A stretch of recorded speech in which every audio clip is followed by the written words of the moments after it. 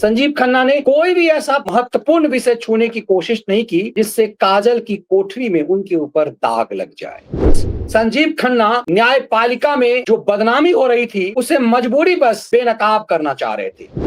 यदि शेखर यादव से किसी की नाराजगी भी होगी तो शेखर यादव के बयान से हो सकती है। किसी का अनुशासनहीन बयान देना और किसी का जज का महाभ्रष्ट होना।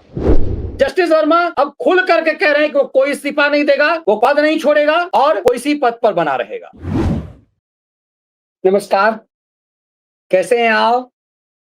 भारत के मुख्य न्यायाधीश रहे संजीव खन्ना से देश को बड़ी उम्मीद थी, लेकिन उनका चीफ जस्टिस का कार्यकाल मात्र 6 महीने का था। सीजीआई खन्ना से उम्मीद इसलिए थी कि वो जस्टिस एचआर खन्ना के भतीजे थे और एचआर खन्ना का नाम भारत की न्यायपालिका के इतिहास में हमेशा सम्मान के साथ लिया जाए। जस्टिस संजीव खन्ना अपने चाचा के रास्ते कदम पर चलते हुए न्यायिक दुनिया में खूब सम्मान कमाया, लेकिन जब वो चीफ जस्टिस बने तो उनसे कुछ उम्मीदें थी। वैसे उनने कोई नकारात्मक कुछ भी वैसा नहीं किया, लेकिन ऐसा लगा कि बड़े सलीके से वो सम्मानजनक तरीके से कोर्ट फिक्सरों के षड्यंत्र से बचकर निकलना चाह रहे थे। संजीव खन्ना ने कोई भी ऐसा महत्वपूर्ण विषय छूने की कोशिश नहीं की जिससे काजल की कोठरी में उनके ऊपर दाग लग जाए। वक्फ मामले में भी बिना इस मामले की पड़ताल किए इस मामले के अंतिम निष्कर्ष तक पहुंचे संजीव खन्ना चुपके से रिटायर हो गए और अपने उत्तराधिकारी जस्टिस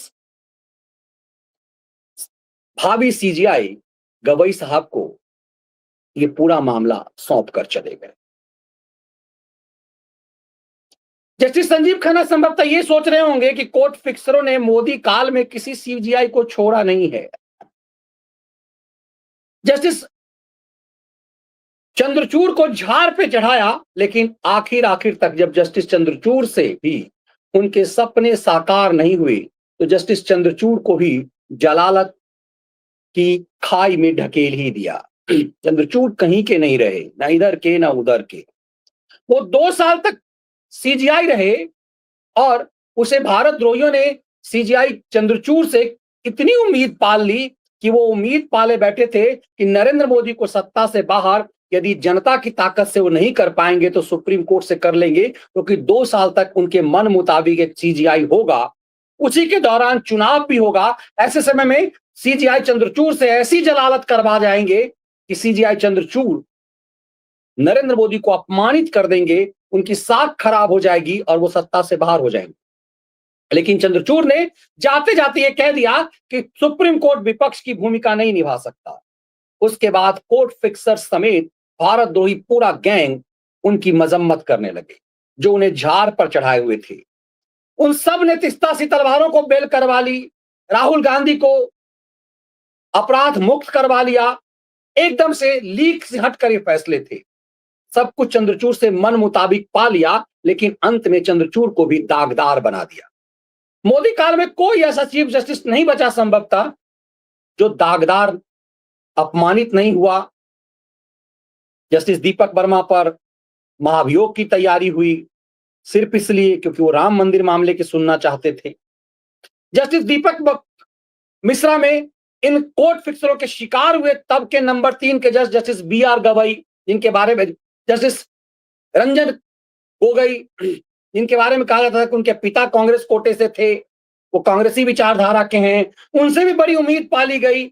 ये उम्मीद पाली गई कि वो जब चुनाव का समय आएगा 2019 के चुनाव के समय में, तो वो राफेल मामले में नरेंद्र मोदी पर एफआईआर करवा देंगे। उनसे उम्मीदें पूरी नहीं हुई। राम मंदिर पर उनकी अध्यक्षता वाली बेंच ने हिस्टोरिकल फैसला दिया, तो वो सब के सब रंजन गोगोई के पीछे पड़ गए। जस्टिस बोर्डविक के पीछे पड़े। उनके लिए तो कंटेम्प्ट ऑफ कोर्ट का मामला भी चला प्रशांत भूषण के खिलाफ। मात्र 45 दिन का जो सीजीआई रहा उसे भी कपिल सिब्बल ने नहीं छोड़ा। मन मुताबिक फैसले नहीं आए तो यूयू ललित को भी लोगों ने बदनाम कर लिया। कोई बच नहीं पाया। तो संजीव खन्ना बड़ी चालाकी से सोच रहे थे कि किसी भी गंभीर मामले को छुए बिना वो रिटायर कर जाएंगे, और वो रिटायर कर गए। उनकी बदनामी हुई नहीं। लेकिन अब संजीव खन्ना के फैसले पर भी बड़े शातिराना अंदाज में सिब्बल ने सवाल उठाना शुरू कर दिया है।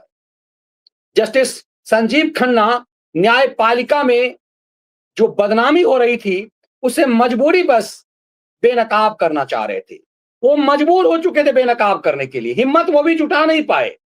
जब जस्टिस वर्मा के घर कैश मिला, उसकी तस्वीरें सामने आ गई, टाइम्स ऑफ इंडिया ने फ्रंट पेज पे खबर छाप दिया, उसकी पूरी वीडियो रिकॉर्ड करके जब पेन ड्राइव में सीजीआई खन्ना और दिल्ली हाई कोर्ट के चीफ जस्टिस को थमा दिया गया, तो वो सुप्रीम कोर्ट जिसने इस बात को मानने से इनकार कर दिया, जिसने ये कह दिया कि वर्मा वाला मामला अफवाह है, उसी सुप्रीम कोर्ट ने न्यायिक आयोग गठित किया और उस न्यायिक आयोग ने माना कि जस्टिस वर्मा दोषी है, उसको पद छोड़ देना चाहिए।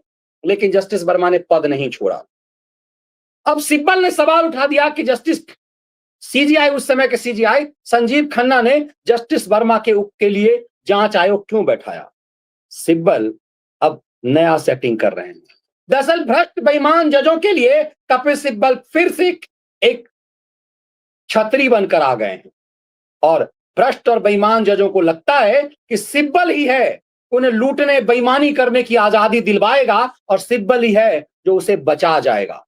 अब जस्टिस वर्मा के पक्ष में जब सिब्बल खड़े हो गए, खुलकर खड़े हो गए। अब कपिल सिब्बल जस्टिस वर्मा के पक्ष में खुलकर खड़े नहीं हो रहे थे, लेकिन जो ही कपिल सिब्बल जस्टिस वर्मा के पक्ष में खुलकर खड़े हुए, जस्टिस वर्मा के भी पंख लग गए, और जस्टिस वर्मा ने सीधे कह दिया कि वो बेईमान नहीं है और किसी के कहने पर नहीं हटेगा। अब इस खेल को आप समझिए, इस देश में कोर्ट फिक्सर्स किस हद तक क्या कुछ करते हैं। दरअसल ये पूरा मामला लाचार कर रहा है भारत के सीजीआई को, कॉलेजियम सिस्टम को। यदि फिक्सरों के मुताबिक नहीं चलोगे तो तुम्हारा जीना दूभर हो जाएगा। अब जरा इस पूरे फैक्ट को समझने की कोशिश कीजिए, आप चौंक जाएंगे। ये कपिल सिब्बल कह रहा है कि कैश एट होम वाले मामले में जस्टिस वर्मा की तारीफ कर रहा है कि उसके जैसा तो कोई जज हुआ ही नहीं है। वो कह रहा है कि इम्पीचमेंट, महाभियोग उसके खिलाफ क्यों। महाभियोग तो जस्टिस शेखर यादव पर आना चाहिए, और इसी की बात को कपिल सिब्बल कांग्रेस से निकाले जा चुके हैं, बाहर हो चुके हुए हैं। अब कह रहे Kapil Sibal calls Yashwant Sharma one of the finest जज, सबसे बेहतरीन जज है, मतलब जो सबसे बेईमानी में फंस गया उसे सिब्बल कह रहा है बेईमान जज। तो सिब्बल जैसे लोग ये साबित कर रहे हैं कि यदि तुम्हें बेईमानी करने के बाद भी सबसे बेहतरीन जज बनकर रहना है तो मेरी चापलूसी करो, मेरे क्लाइंट को बेल दे दो। यूं ही नहीं, सिब्बलों के लिए खेल होता है। तब आप इस चीज को समझिए कि जिस जस्टिस वर्मा के घर कैश एट होम मिला, जिसके पास करोड़ों के पैसे मिले, जलाए हुए पैसे मिले, उसके लिए कि सिब्बल कह रहा है कि वो वन ऑफ द फाइनेस्ट जज है। सोचिए, कल्पना कीजिए। और अब ये साहब हैं सुप्रीम कोर्ट के वरिष्ठतम वकील। अब कांग्रेस पार्टी के नए सिब्बल यही हैं, क्योंकि सिब्बल बाहर हो गए हैं, तो सुप्रीम कोर्ट में सबसे प्रभावी वकील में से हैं। अब ये याद दिला रहे हैं कि शेखर यादव के मामले का क्या हुआ। सोचिए, यशवंत वर्मा की तुलना शेखर यादव से की जा रही है। शेखर यादव से तुलना कर रहे हैं और पार्लियामेंट में कह रहे हैं कि हम इस मामले में हम तूफान मचा देंगे। राज्यसभा के सांसद हैं ये, और अब कांग्रेस के भावी सिब्बल हैं। कांग्रेस को लगता है कि यदि सेटिंग गेटिंग नहीं कर पाएगा सिंघवी, तो यही साहब कर देंगे। अब इस पूरे मामले को देखिए, यशवंत वर्मा के पूरे मामले को राज्यसभा में अब इसकी तुलना शेखर यादव से की जा रही है। यदि शेखर यादव से किसी की नाराजगी भी होगी तो शेखर यादव के बयान से हो सकती है। किसी का अनुशासनहीन बयान देना और किसी का जज का महाभ्रष्ट होना, दोनों में कितना फर्क है। लेकिन सिब्बल और कांग्रेस इन दोनों चीजों को एक जन रख रहे हैं। ये साहब विवेक तनखा हैं, विवेक तनखा सुप्रीम कोर्ट के बड़े प्रभावशाली वकील और कांग्रेस से राज्यसभा सांसद हैं। आज की तारीख में कांग्रेस के लिए सुप्रीम कोर्ट में यही थामे हुए हैं मोर्चा। क्योंकि सिंघवी की बहुत जगह दाल नहीं गलती है, तो विवेक तनखा बहुत प्रभावशाली हैं, काबिल भी हैं और सुप्रीम कोर्ट के सीनियर मोस्ट लॉयर हैं। ये कह रहे हैं कि शेखर यादव वाला मामला कहां चला गया। अब शेखर यादव की तुलना यशवंत वर्मा से की जा रही है। कांग्रेस अपने चेहरे पर कालिख पुतवाने के लिए एकदम पुरजोर कोशिश कर रही है। देश की जनता इस भ्रम को खत्म कर रही है।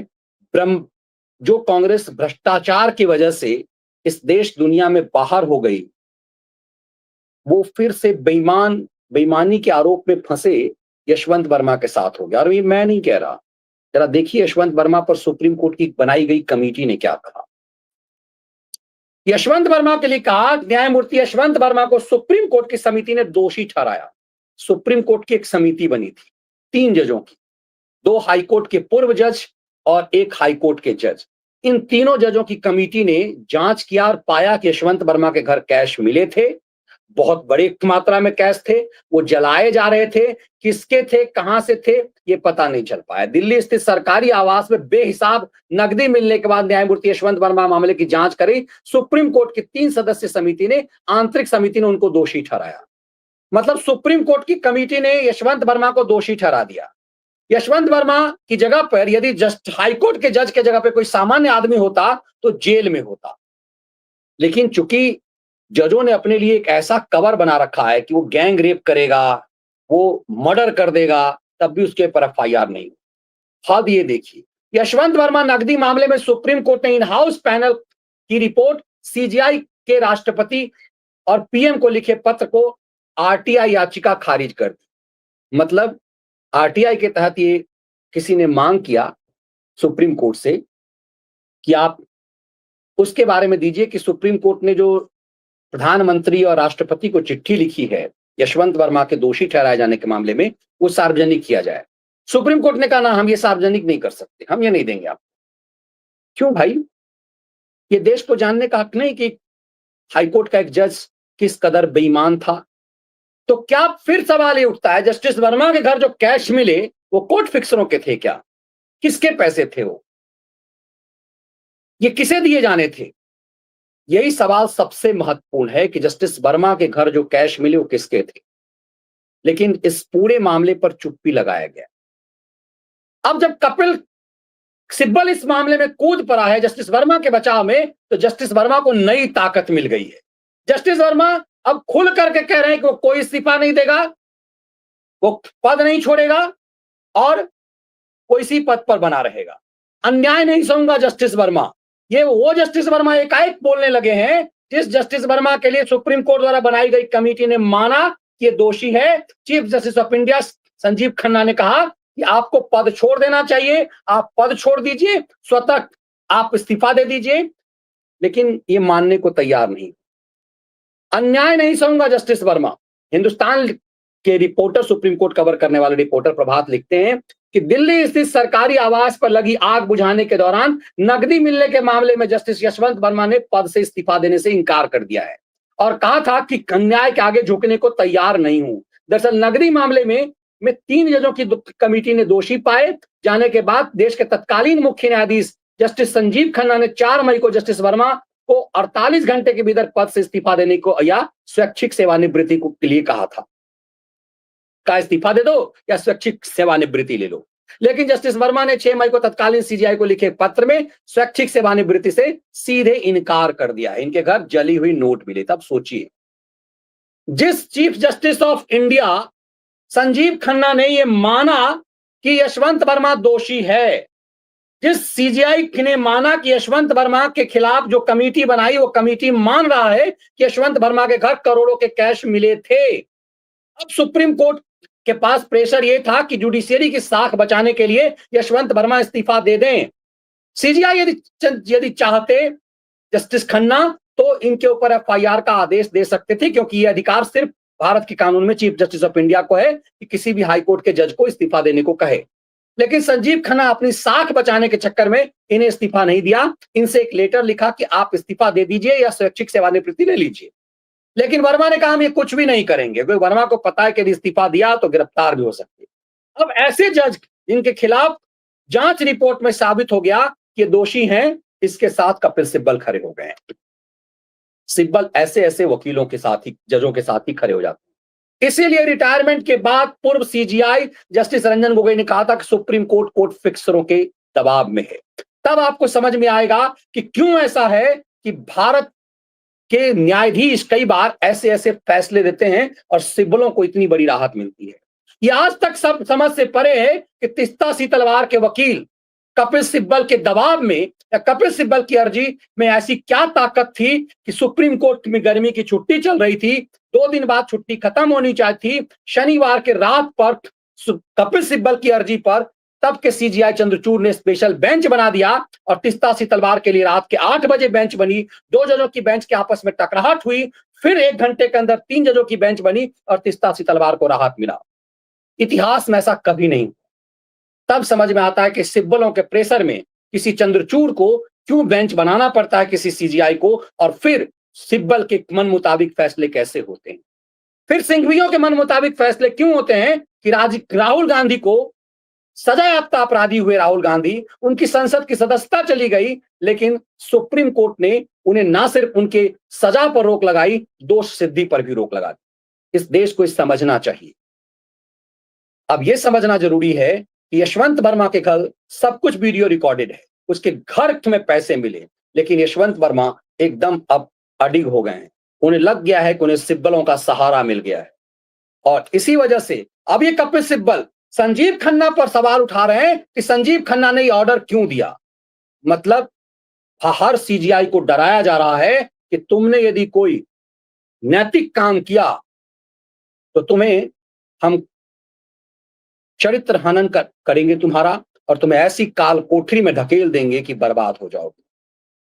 कल्पना करना पड़ेगा इस देश की अदालतों में क्या कुछ चल रहा है। तब महत्वपूर्ण यह है कि क्या संजीव खन्ना ने डर करके कोई फैसला नहीं किया, या फिर ये कि वर्मा के घर जो कैश मिले उसमें हिस्सेदारी कई ऐसे लोगों की थी कि जिसका रहस्य खुलने से बड़ा खेल हो जाएगा। क्या सिब्बल इस भ्रम जाल में उस मामले को खोलने नहीं देना चाहते हैं, और इसी में सबका हित है। दुनिया के लिए ज्ञान करने वाली जुडिशियरी अपने मामले में क्या खेल कर रही है, ये पूरी दुनिया इसको बेहतर तरीके से देख रहा है।